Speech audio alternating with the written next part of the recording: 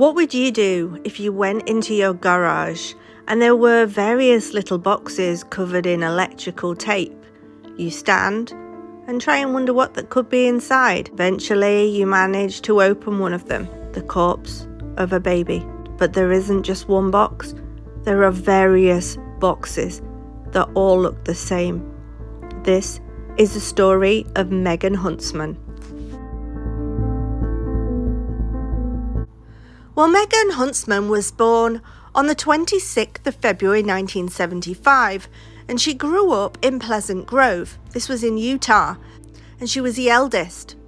Her father was an industrial painter and her mother worked at a grocery store.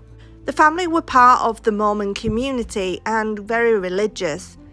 They are described as middle class and not out of the ordinary.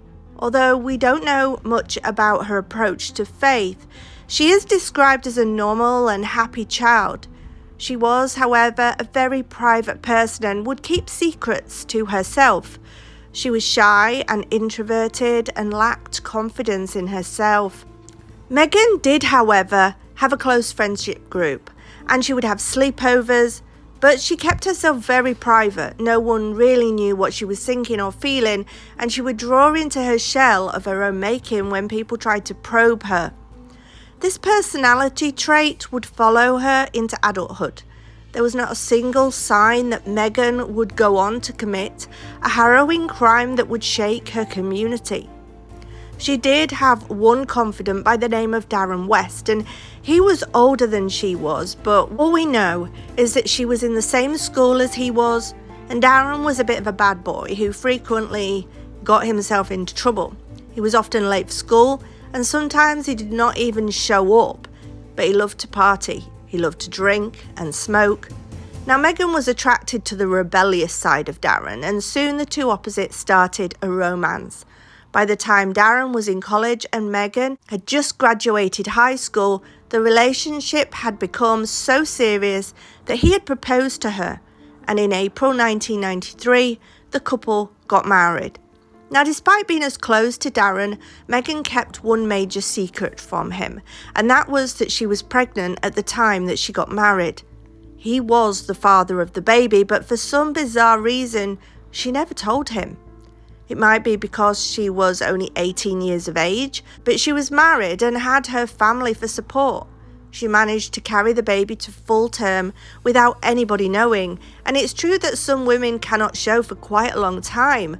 I mean, I looked like I was about to fall forwards, but even at 9 months, there had to be some kind of questions. She did keep to herself and wore baggy clothes, but Darren must have suspected something, surely. Now, a week before she gave birth, she sprung this monumental news on Darren, and a couple of days later, she gave birth on her own in her home in the bathroom. Now, the family finally found out. Now that their little baby daughter was in the couple's life, Darren's family gave them one of their homes to live in, and Megan found her work as a cleaner and a babysitter, and things appeared to be normal again. Darren got a job at a construction company, he was bringing the money in, and the little family carried on as usual. Now, not long, and I mean only a couple of weeks after she gave birth, Megan fell pregnant once again. But once again, she kept the entire pregnancy quiet. No one knew, not even Darren, and this time she gave birth at home alone again. Darren came home, and he was just handed this newborn baby, and it was the latest addition to their family without any warning. And once again, the family helped where they could, and for a while the family of 4 seemed to have everything under control. It was when the 2 girls were about 2 and 3 years of age that the wheels came off the bus, and it seems that Darren's DRUG demons came to revisit.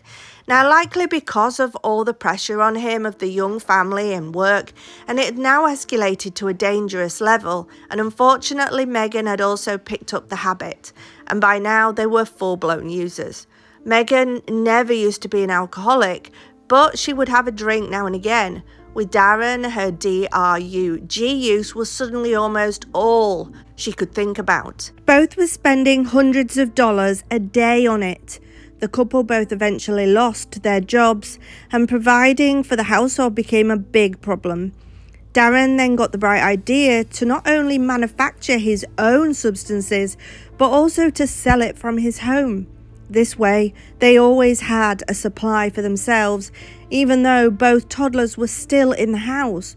And both were not only neglectful of the children, but became aggressive and also quite forceful with each other and the children.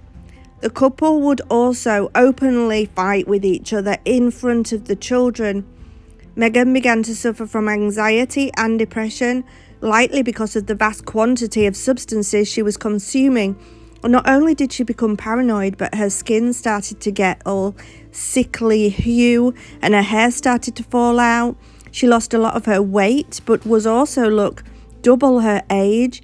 It was never confirmed that there was any physical interactions, but Megan was often seen with black and blue marks on her arms and her face.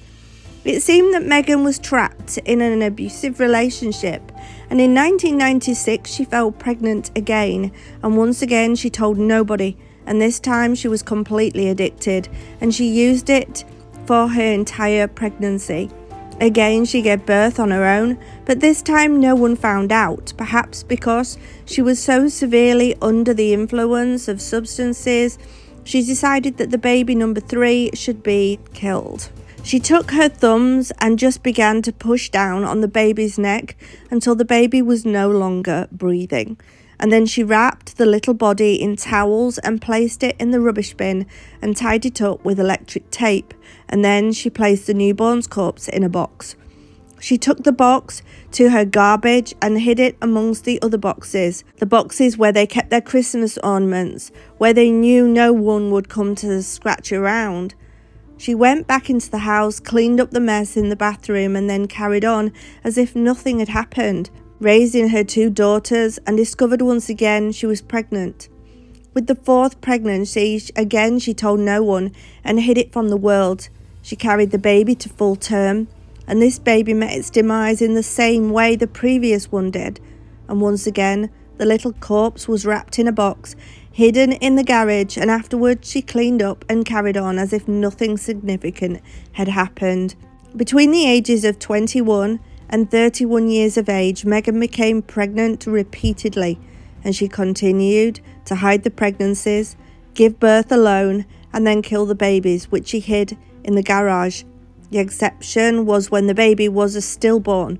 Another strange thing about this case is that twice during these births, there were other adults in the house, and during one of the births, Megan was watching television with Darren and his brother when she just casually got up, told them she was not feeling too well and was going to have a bath and go to bed early. What happened instead was that she gave birth and then committed homicide once again.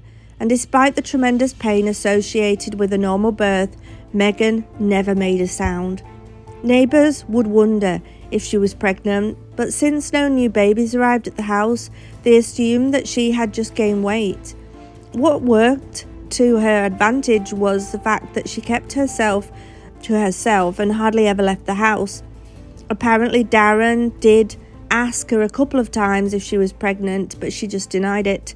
And the times when he was convinced she was pregnant, he would ask Megan what happened, and she would just lie and say she lost the baby. Still, even if she miscarried the normal way, the normal thing to do would be to go to the hospital for a DNC and to ensure everything with the woman was okay.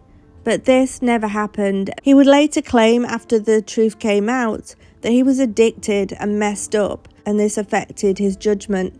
Over a period of 10 years, as her first daughters grew into teenagers, Megan continued her ritual of wrapping little baby corpses in towels, electric tape, and placing them in rubbish bin bags, and building her own little mausoleum in the corner of the garage where people seemed to never go. No one had any idea what the dates of the murdered babies in the boxes were because Megan couldn't care less to keep track of the dates. In 2000, Megan fell pregnant again, and this time, because people were onto her, she decided to keep the baby. Now Megan had 3 daughters, not because she wanted them, but because she was unable to hide the pregnancies, and despite a heavy addiction, this baby was born very healthy. For the next 6 years, she would continue her cycle of death and denial. In 2006, we can say with surety that she murdered 6 of her infants and newborns because Darren was not only a user, but also a manufacturer and a dealer. And the DEA had finally caught up with him and he was arrested. They had been watching Darren's operation for a while and arrived one day in full force to go through every nook and cranny of the house. And as Darren was placed in cuffs, Megan was in a panic because her dirty little secret was about to be exposed. Fortunately for her, the agents did not do such a good job and Darren was sent to jail. He would be given a prison sentence of 12 years for manufacturing and distribution of an illegal substance. And while Megan was left to fend for herself with her 3 daughters, she was suddenly also without her regular supply of substances herself because her dealer and the father of her children was now in prison. From the moment Darren went to prison, Megan began using less but drank more alcohol. And apart from drinking too much without Darren, she seemed to not only be kicking the habit, but she was also not committing murder. She lived in the house that Darren's parents had gifted them, and they allowed them to remain in the house. The only condition was that while Darren was in prison, she had to remain faithful to him, which is what she did. And for 5 years, this was the status quo, with Megan raising the 3 daughters in the house, while the bodies of the infants gathered dust in the garage. All went well until 2011, when Megan was in her 30s. Her daughters were 18 years of age and 17 years of age and 11. Megan met a man by the name of Jimmy Brady, and despite the warning she received from the in-laws, she began a relationship with him. Even though she was a master of keeping secrets, Darren's parents did find out about the relationship and Megan was given notice that she needed to move out of the house. The 3 daughters were allowed to remain in the house with their aunt, but there was no mercy for Megan because of her infidelity. Megan moved in with Jimmy, and on the surface it seemed that all was good. She still saw the girls on a regular basis, and the relationship she had with Jimmy seemed happier and healthier than the one she'd had with Darren. And for 2 years all seemed more stable than it had in her adult life, until she discovered she was pregnant. This time she did not hide the pregnancy, and she told Jimmy that she was carrying his baby. She was excited having a baby with her new man. But nature is a cruel mistress, and she miscarried this fetus. There are those who speculate that she caused the miscarriage on herself, but this was only a concern after her secret graveyard in the garage of her home where her daughters lived was revealed.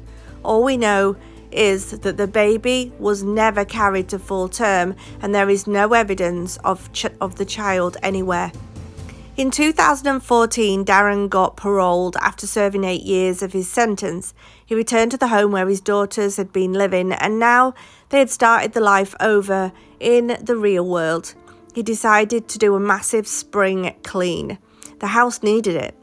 And he eventually got to the garage and began to sort out the boxes and other miscellaneous items that had been put in that space. And that is how he discovered Megan's dirty little secret, or rather, her little cardboard coffins.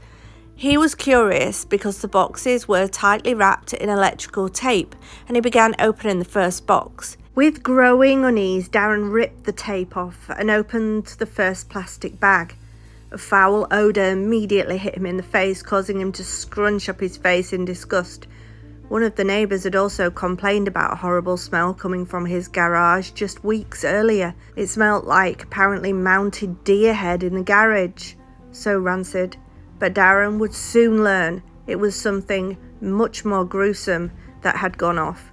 Peering inside the plastic bag, he was horrified to discover the lifeless body of a fully decomposed baby.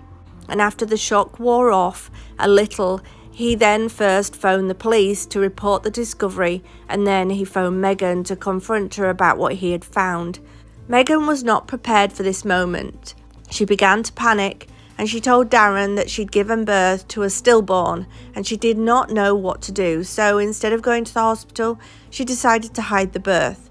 Darren then told her that the cops were on the way, and that is when Megan had a full-on panic attack. She ran to Jimmy and asked him for a gun so that she could end it all. Jimmy refused, and it did not take long before the police discovered the other bodies, and Megan was arrested and taken for an interview. In total, the police would discover the corpses of 8 babies. And during the interview, they told Megan that they could see at least 2 babies were stillborn, but they wanted to know what had happened to the other 6 babies. Megan, realising the game was up, decided to come clean and told the detectives about how she had killed her babies. In her confession, she revealed everything she had done during the 10 years with Darren and hidden the pregnancies. Although she could not say exactly how many times she had been pregnant due to her intense substance use during that time, her memory was not very good, but she did tell detectives as much as she could remember. She even thought that there should be at least 8 or 9 in the garage, but the police only discovered the little bodies of 8. And during the autopsies, it was clear that she had killed 6 of the babies, and even how she'd murdered them. One of the babies was even found with a hair tie around its neck. The most important question the police had for Megan was they wanted to know why she did opt for murder instead of adoption or abortion. But Megan was very vague, and her main motive was that she believed that because of her addiction, she would not be able to care for them. She never considered contraception, abortion, or any adoption, and she was charged with 6 counts of murder. She was eligible for the death penalty. She had no defense and pled guilty, which led to the judge sentencing her to 30 years to life. And chances are, however, that she will never, ever be released. What do you think about this crime? What do you think about how Megan lived in the Mormon faith, living with a relationship such as she did? What do you think the reasons were for her hiding these babies in these pregnancies, and why she chose to go down this route? Do you believe that taking substances can make you into this monster? Let me know what you think in the comment section below. Take care, guys, and I'll be back with you again soon.